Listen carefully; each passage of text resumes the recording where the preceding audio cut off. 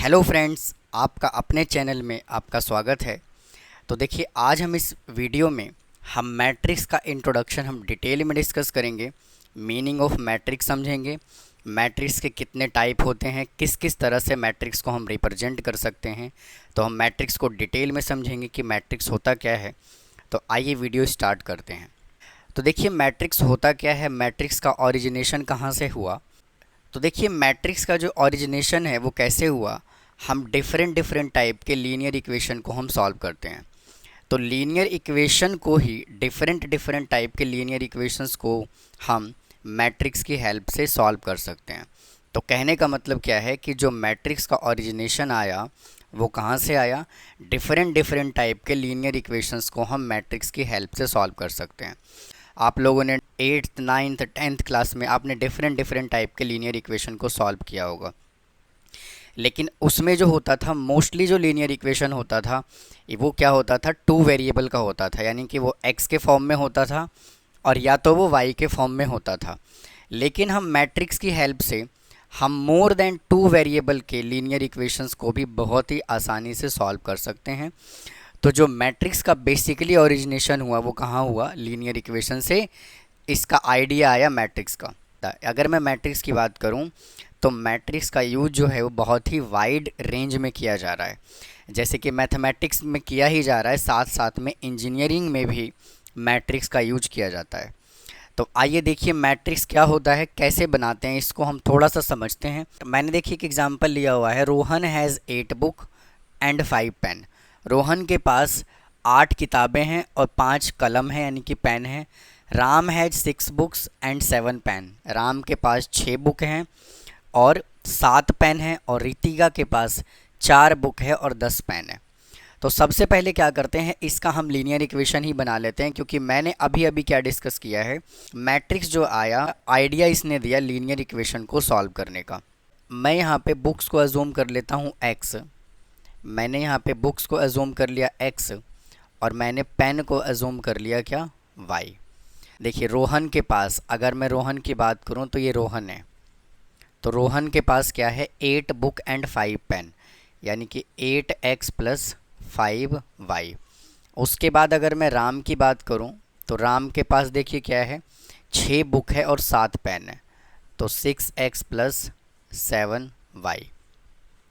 और देखिए रितिका के पास 4 बुक है और 10 पेन है। रितिका की अगर मैं बात करूं तो इसके पास देखिए 4 बुक है यानी कि 4x प्लस 10y। तो मैंने देखिए क्या किया, इसका एक लीनियर इक्वेशन मैंने फॉर्म कर दिया। अब इसका मैट्रिक्स हम बनाएंगे कैसे, देखिए मैं देखिए यहाँ पे क्या लिख रहा हूँ, मैं लिख रहा हूँ नेम यानी कि रोहन, उसके बाद है राम, उसके बाद है रितिका। और उन्होंने क्या क्या परचेज़ किया है, उन्होंने परचेज़ किया है बुक्स और पेन। उनके पास क्या है, बुक और पेन। तो मैं यहाँ से देखिए क्या करने वाला हूँ, x के कोफिशिएंट और y के कोफिशिएंट को कंसिडर कर रहा हूँ। मतलब कि मैं सिर्फ नंबर को कंसिडर कर रहा हूँ।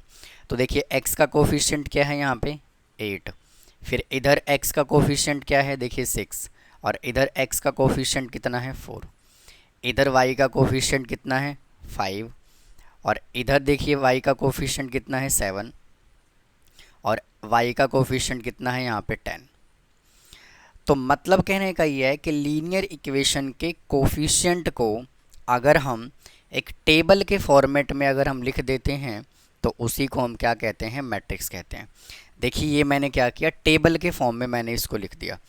और देखिए इसको हम कैसे लिख सकते हैं, इसको हम लिख सकते हैं 8 6 4 5 7 और 10। और मैंने क्या कर दिया, स्क्वायर ब्रैकेट से मैंने रिप्रेजेंट कर दिया, तो इसी को क्या कहते हैं, मैट्रिक्स। तो उम्मीद है आपको मैट्रिक्स का मीनिंग समझ आया होगा। लीनियर इक्वेशन से मैट्रिक्स को कैसे फॉर्म करते हैं मैंने आपको समझाने की कोशिश की। अब देखिए एक इक्वेशन मैं और कंसीडर कर लेता हूँ।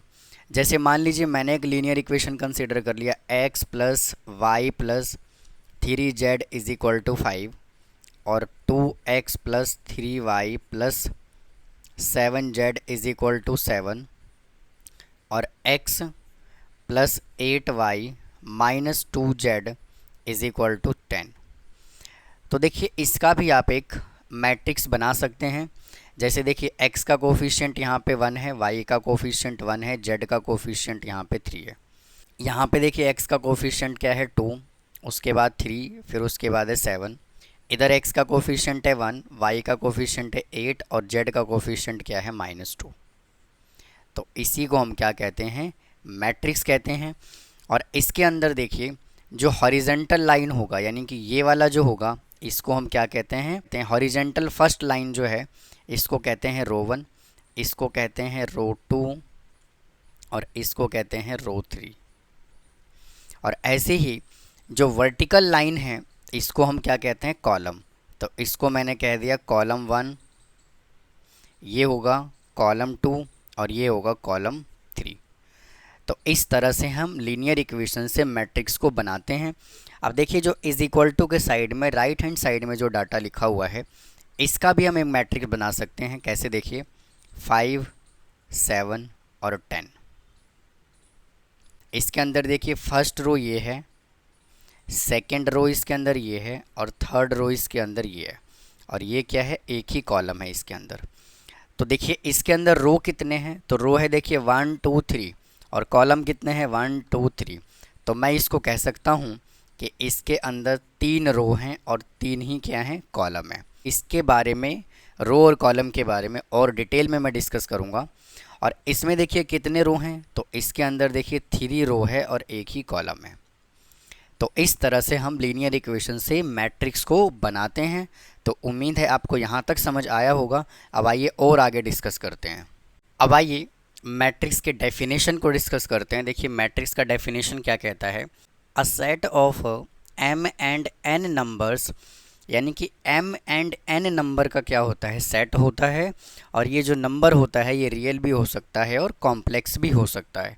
आगे देखिए क्या कहता है, arrange in the form of an order set of m rows each consisting of n number is called m into n matrix। यानी कि अगर मैं सिंपल लैंग्वेज में बात करूं तो मैट्रिक्स का जो अरेंजमेंट होता है वो कैसे होता है, m इंटू n के ऑर्डर में होता है। यानी कि m जो है वो नंबर ऑफ रो को रिप्रेजेंट कर रहा होता है और n जो है वो नंबर ऑफ कॉलम को रिप्रेजेंट कर रहा होता है।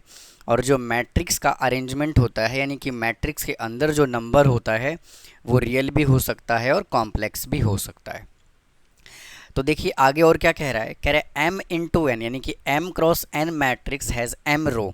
यानी कि वापस से क्या कह रहा है, उसके अंदर m रो होगा और जो रो होगा उसको कहाँ लिखा जाएगा, हॉरिजेंटल में, और जो कॉलम होगा उसको कहाँ लिखा जाएगा, वर्टिकल लाइन में। तो उम्मीद है आपको मैट्रिक्स का डेफिनेशन समझ आया होगा। आइए अब डिस्कस करते हैं मैट्रिक्स का हम नोटेशन कैसे करते हैं। तो देखिए notation of matrix, notation of matrix, हम मैट्रिक्स का नोटेशन कैसे करते हैं देखिए डिटेल में समझते हैं। देखिए मैट्रिक्स को जो है वो रिप्रेजेंट कैसे किया जाता है। अगर मैं मैट्रिक्स का रिप्रेजेंटेशन की बात करूं तो सबसे पहले इसको कैपिटल लेटर से डिनोट किया जाता है, उसके बाद इसमें स्क्वायर ब्रैकेट लगाया जाता है और जो इसके अंदर एलिमेंट होता है वो m इंटू n के फॉर्म में होता है। और इसके एलिमेंट को हम कैसे रिप्रेजेंट करते हैं, स्मॉल a, i और j।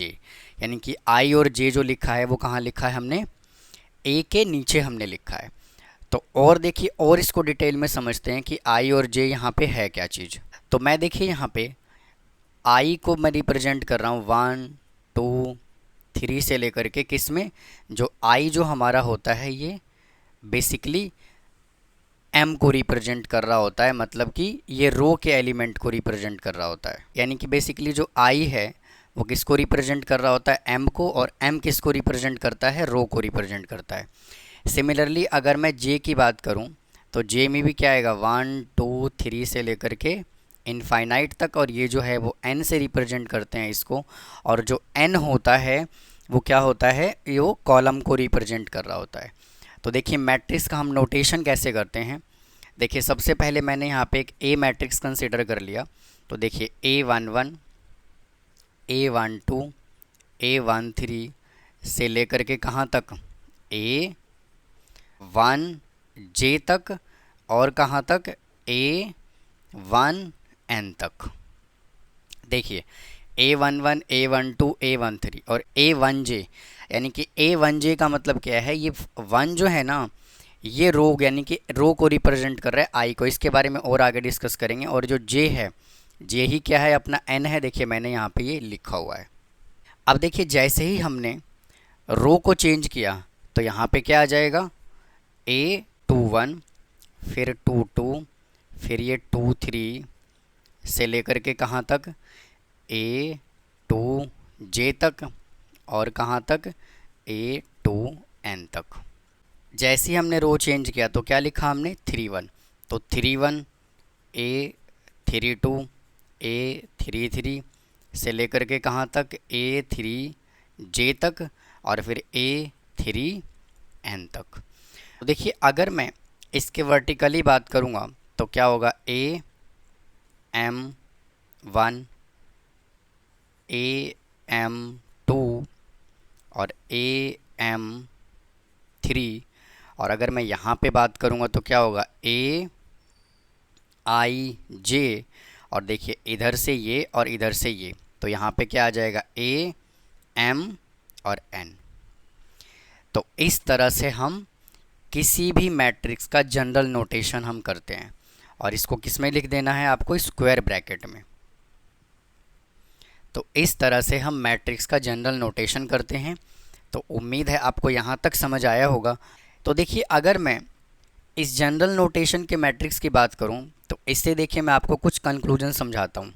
यहाँ पे देखिए क्या लिखा हुआ है, A11 लिखा हुआ है, यानी कि ये वाला जो वन है ना ये रो को रिप्रेजेंट करता है, यानी कि M को रिप्रेजेंट करता है, और ये दूसरे वाला जो वन है ये कॉलम को रिप्रेजेंट करता है, यानी कि N को रिप्रेजेंट करता है। और अब मैंने यहाँ पे देखिए अब लिखा हुआ है क्या, कि जो M है यानी कि रो है, इसको हम I से भी रिप्रेजेंट करते हैं और इसको हम J से भी रिप्रेजेंट करते हैं, स्मॉल I और स्मॉल j। अब देखिए अगर मैं इस एलिमेंट की बात करूं तो देखिए यहाँ पे जो ये 2 है ये क्या कर रहा है, रो को रिप्रेजेंट कर रहा है, और ये वाला जो 3 है ये क्या कर रहा है, कॉलम को रिप्रेजेंट कर रहा है। तो M को हम I से भी रिप्रेजेंट करते हैं और N को भी हम यहाँ पे J से रिप्रेजेंट करते हैं, क्योंकि I और J दोनों जो होता है वो क्या कर रहा होता है, एलिमेंट के ऑर्डर को रिप्रेजेंट कर रहा है। अब जैसे मान लीजिए यहाँ पे क्या लिखा हुआ है, I और J यानी कि 2 और 3, तो इस A23 का मतलब है, देखिए मैं इधर लिख के समझाता हूँ आपको। A23 का मतलब ये है कि ये वाला जो पर्टिकुलर एलिमेंट है ये second row and third column का एलिमेंट है, थर्ड कॉलम का एलिमेंट है। यानी कि A23 का मतलब क्या होता है कि ये सेकेंड रो और थर्ड कॉलम का एलिमेंट है। कौन सा, ये वाला। अगर मैं A32 की बात करूं तो यहाँ पे देखिए क्या है, पहले 3 है और बाद में 2 है। इसका मतलब ये है कि ये थर्ड रो और सेकंड कॉलम का एलिमेंट है। तो उम्मीद है आपको ये मैट्रिक्स का जनरल नोटेशन समझ आया होगा। अब आइए मैट्रिक्स के बारे में कुछ और इम्पोर्टेंट टर्मिनोलॉजी को डिस्कस करते हैं। देखिए मैं यहाँ पे एक मैट्रिक्स कंसीडर कर लेता हूँ, मैट्रिक्स A मैं कंसीडर कर लेता हूँ, और इसके अंदर मैं एलिमेंट लिखता हूँ 2 4 6 8 3 1 -2 3 और 4। तो अब मुझे बताइए कि ये किस ऑर्डर का मैट्रिक्स है। तो देखिए इसके अंदर ये फर्स्ट रो है, ये जो है वो सेकंड रो है, और ये क्या है, थर्ड रो। ये है कॉलम 1 और ये है कॉलम 2 और ये क्या है, कॉलम 3। यानी कि ये किस ऑर्डर का मैट्रिक्स है, तो इसके अंदर देखिए 3 रो और 3 कॉलम है। अब देखिए और आगे बात करते हैं। अगर मैं मैट्रिक्स की बात करूं तो इसके अंदर जो भी नंबर लिखा हुआ है इन सभी नंबर्स को हम क्या कहते हैं, सभी नंबर्स को कहते हैं एलिमेंट्स। उसके बाद देखिए अगर मैं इसकी बात करूं, तो देखिए इसको हम क्या कहते हैं, इसको हम कहते हैं डायगोनल। आप लोग बोलेंगे कि डायगोनल ऐसे ही क्यों होता है, ऐसे क्यों नहीं होता। तो डायगोनल होने का कंडीशन ये है कि इसके अंदर जो है वो i इज इक्वल टू क्या होना चाहिए, j होना चाहिए। अगर मैं इसको इस फॉर्मेट में लिखूं, देखिए A11, A12, A13, A21, A22, A23, A31, A32 और A33। अब देखिए इसमें समझते हैं प्रॉपर डायगोनल में। देखिए डायगोनल जो कहलाएगा वो ये वाला पार्ट जो है वो क्या कहलाता है, डायगोनल। और डायगोनल हमेशा एक स्क्वायर मैट्रिक्स का पॉसिबल है, आगे डिस्कस करेंगे इसके बारे में। डायगोनल यहाँ पे ये ऐसे इसलिए होता है क्योंकि इसके अंदर देखिए यहाँ पे क्या है, 1 1 2 2 और 3 3, यानी कि डायगोनल होने का जो बेसिकली कंडीशन ये है वो क्या है, i इज इक्वल टू क्या होना चाहिए, j।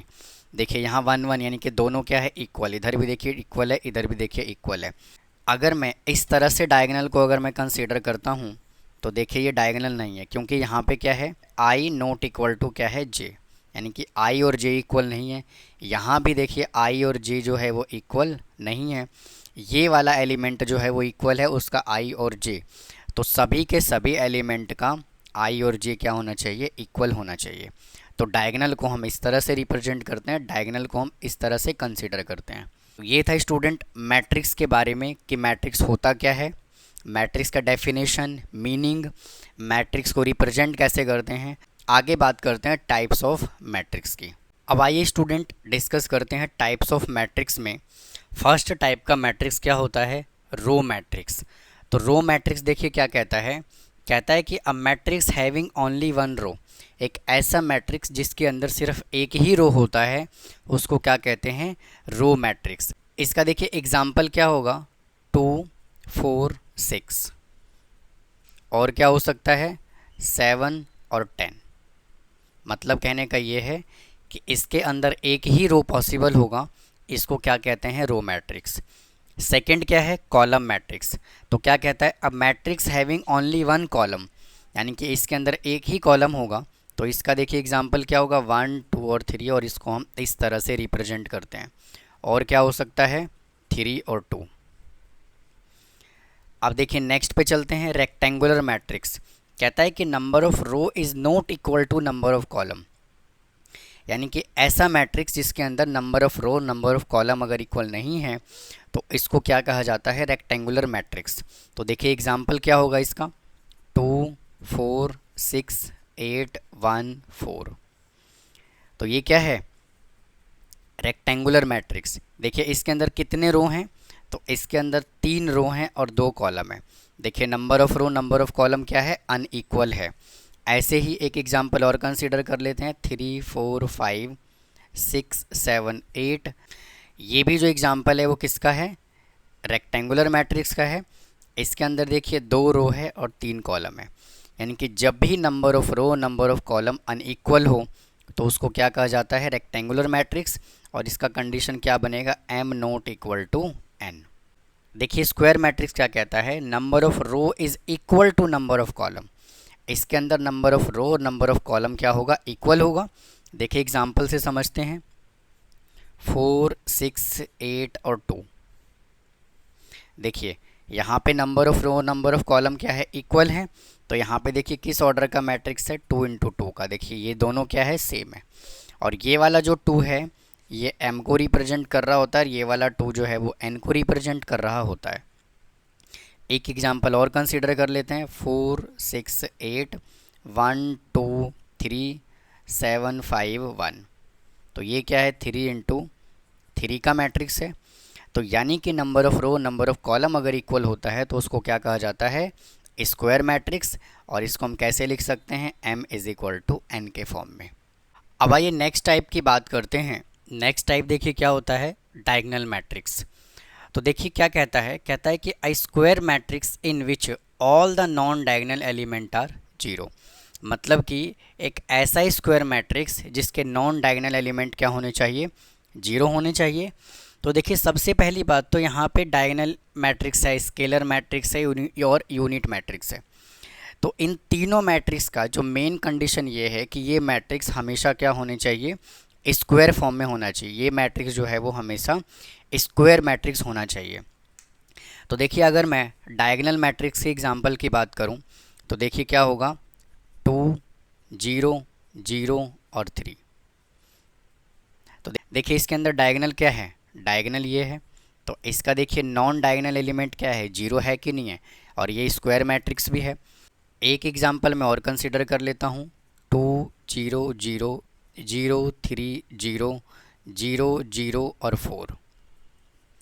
तो ये किस ऑर्डर का मैट्रिक्स है, 3 इंटू 3 ऑर्डर का मैट्रिक्स है। और देखिए इसके डायगोनल जो है वो क्या है, इसका डायगोनल जो है वो 0 नहीं है। तो इसको देखिए हम कैसे रिप्रेजेंट करते हैं, अगर मैं इस वाले मैट्रिक्स को अगर डायगोनल फॉर्म में रिप्रेजेंट करूँगा तो हम इसको ऐसे लिखते हैं, DIAG शॉर्ट फॉर्म में, और क्या लिख देते हैं, 2 और 3। तो इस तरह से हम इसको रिप्रेजेंट करते हैं।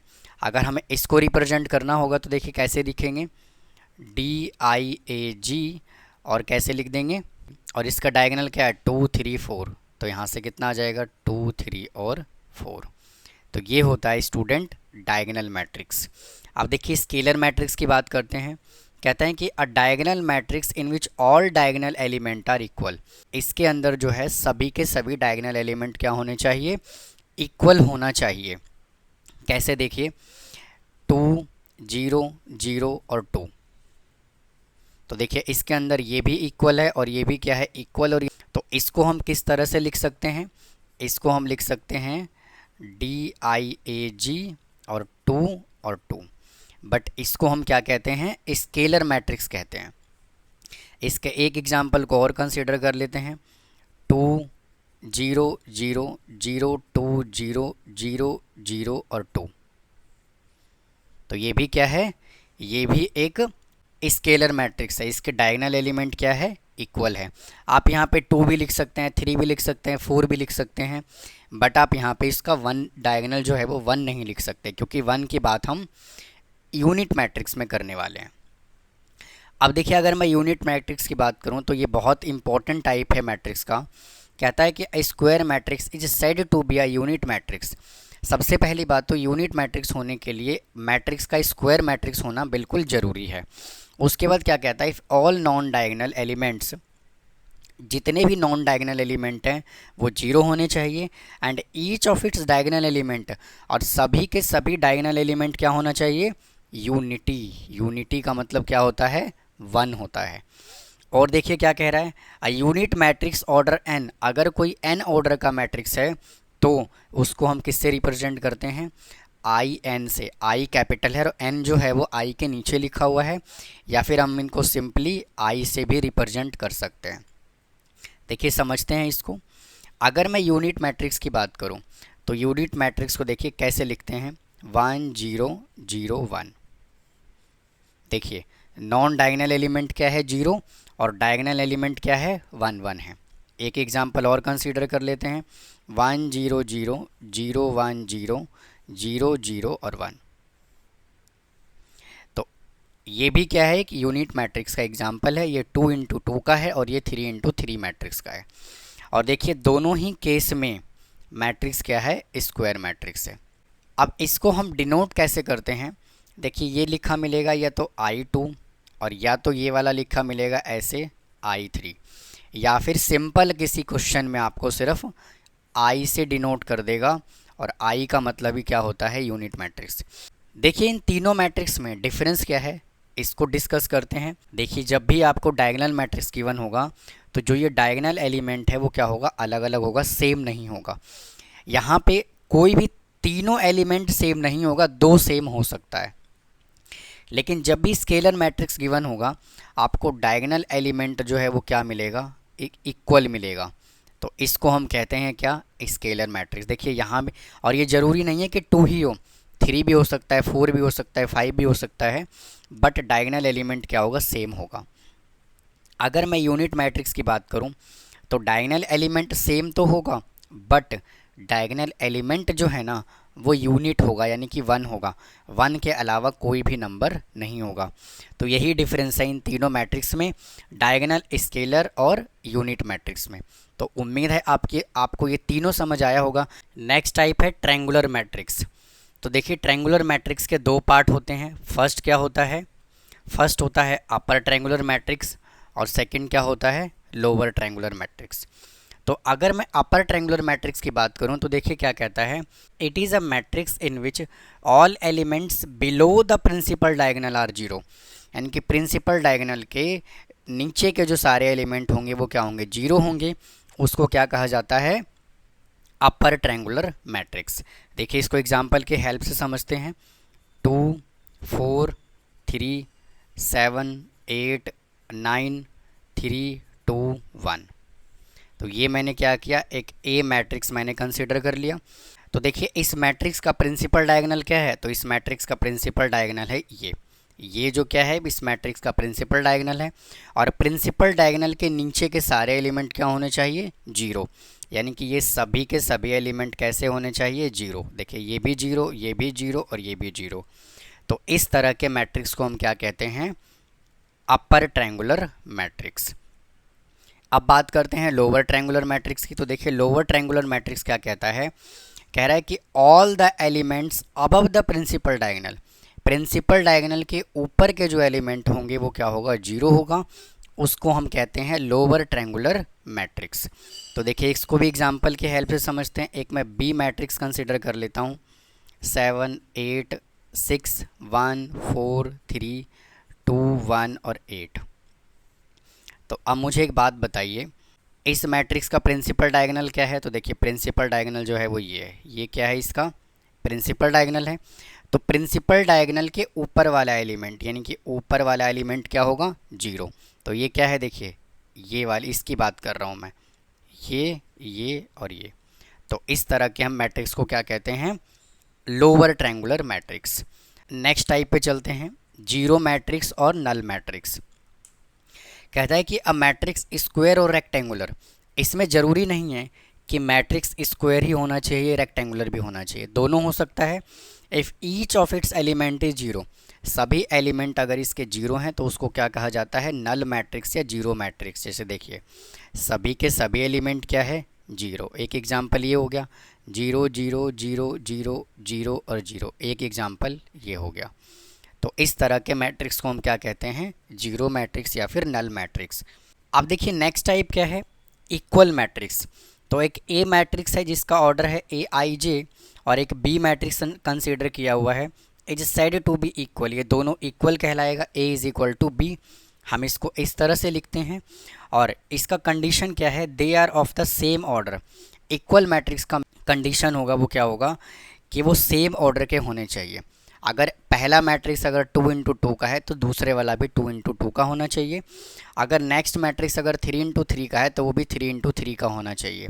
और ये भी क्या है, ऑर्डर मैटर नहीं करता, इट मे भी रेक्टेंगुलर और स्क्वायर मैट्रिक्स, बट दोनों मैट्रिक्स का ऑर्डर जो है वो सेम होना चाहिए। और क्या कह रहा है, corresponding position of two matrix are equal, और दोनों मैट्रिक्स के जो कॉरस्पॉन्डिंग पोजीशन होगा वो क्या होगा, इक्वल होगा। तो देखिए समझते हैं इसको। जैसे एक ए मैट्रिक्स में कंसीडर कर लेता हूँ, क्या, ए बी सी और डी। एक मैंने ए मैट्रिक्स कंसीडर कर लिया और एक मैं बी मैट्रिक्स कंसीडर कर लेता हूँ, 2 4 6 -1। तो ये दोनों मैट्रिक्स को क्या कहा गया, इक्वल मैट्रिक्स कहा गया। तो ए इज इक्वल टू क्या होगा, बी होगा। तो यहाँ पे क्या लिखेंगे, ए बी सी और डी इज इक्वल टू 2 4 6 और -1।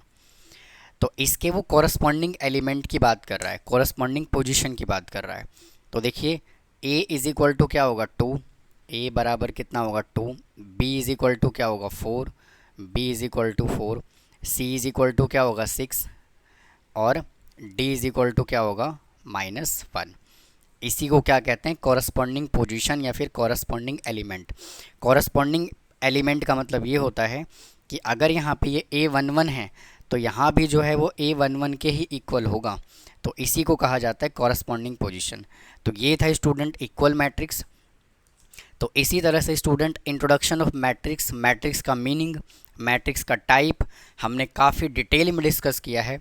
अगर आपको ये वीडियो पसंद आया तो प्लीज़ मेरे वीडियो को लाइक करें, चैनल को सब्सक्राइब करें और चैनल को ग्रो करने में हेल्प करें। फिर मिलता हूँ नेक्स्ट किसी वीडियो में। थैंक यू, धन्यवाद।